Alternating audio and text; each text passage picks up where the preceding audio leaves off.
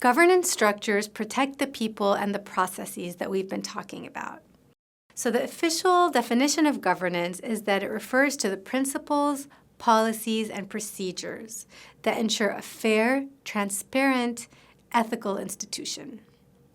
So by clearly describing how decisions are made and by whom, people are held accountable for the consequences of their decisions and actions. That's the idea of governance. It's just like, how do you govern a country?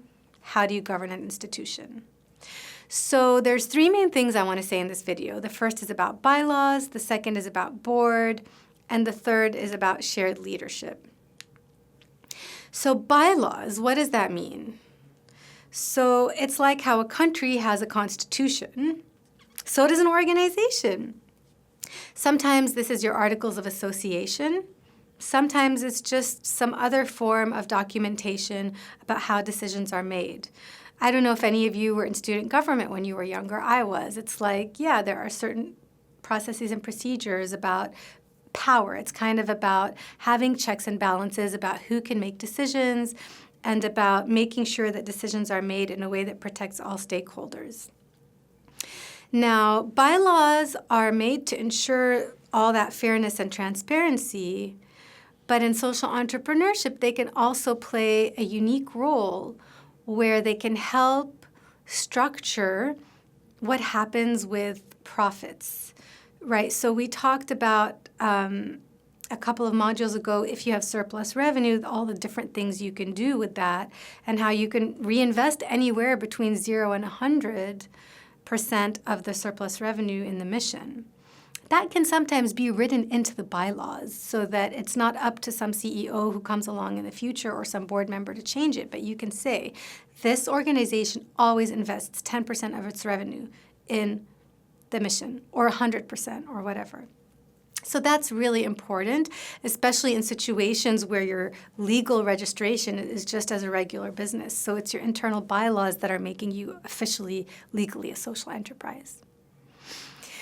Okay, so bylaws are the first component of governance. The second really important role is the board.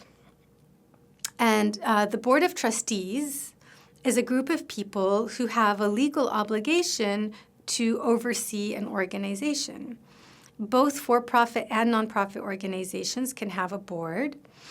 In for-profit organizations, boards are usually paid. In nonprofit organizations, they've historically not been paid, but this is changing. Because if you want to be equitable and diverse in board representation, you can't assume that everyone has the luxury of volunteering their time. And in the olden days, when charity was practiced by privileged people that had a lot of time to donate, that's what the board was composed of. But if you want the board to be composed of members of the community that you're co-creating with, then it might make sense to remunerate people for their time.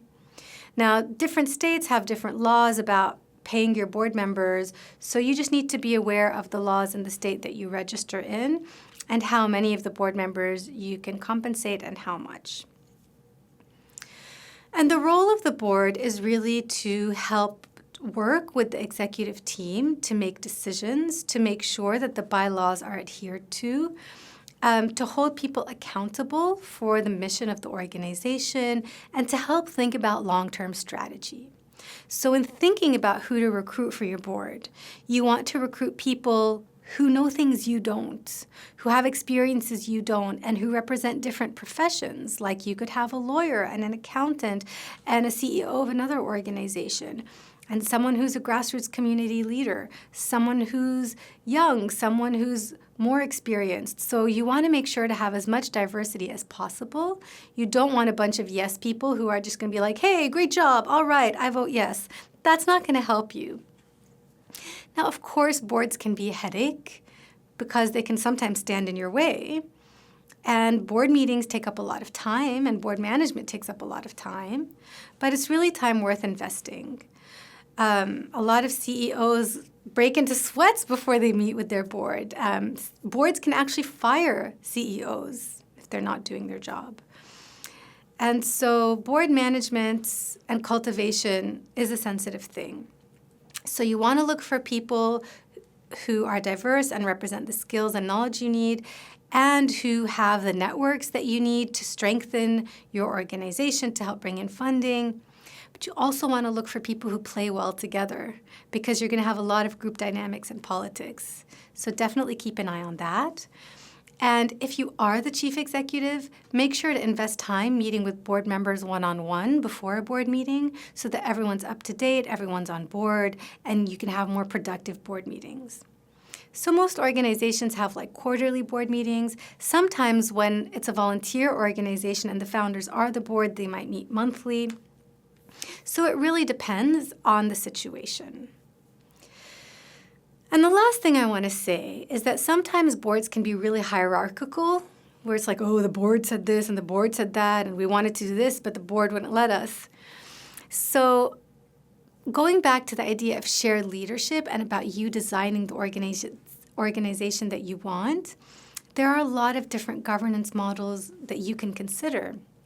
So the community engagement model is a specific model that I found out about from a social enterprise right here in New Haven called Havenly.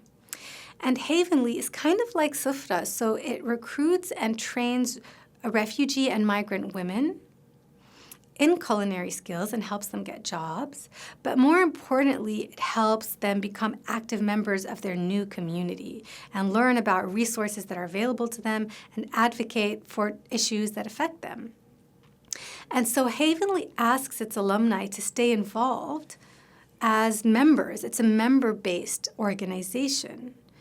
And these members can vote on board members and they can vote on the executive team. So that really distributes the power.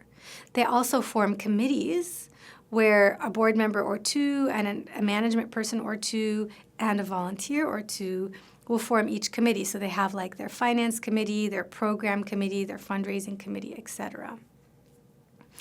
Incidentally, Havenly also has a non-traditional executive team structure. Remember how I said you can structure it however you want?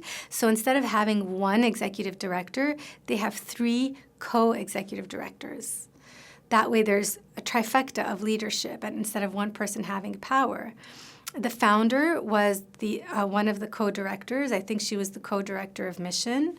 One of the alumni, a refugee woman, was the co-director of business operations, like she ran the kitchen.